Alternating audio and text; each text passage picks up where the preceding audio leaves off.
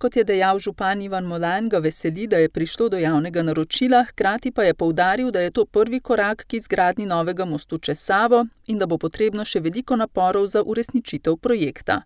Načrtovani most bo najdaljši most čez Savo. V tem trenutku gre za 1500 metrov dolžine ceste in pa mostu, ki je približno 480 metrov dolg.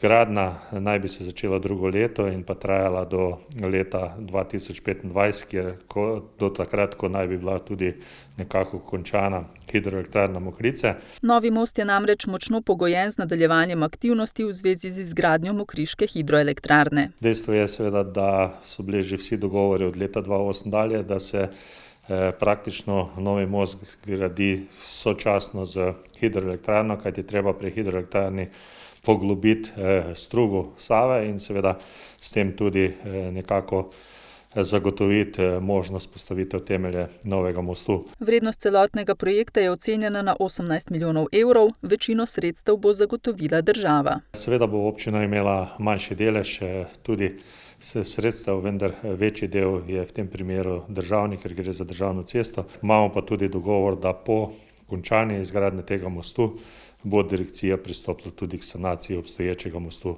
ki je v tem trenutku v Brežicah. Novogradnja mostu čez Savo je obenem začetek gradnje vzhodne obvoznice. Gre pa za seveda cesto, ki se naveže na avtocesto, potem pride most, potem rondo v Trnju, kasneje pa se ta cesta navezuje na nadvoz v Bukovšku in pa seveda na povezavo ceste dejansko proti Bizeljskim in pa Mariboru in pa levo vse do Brezine.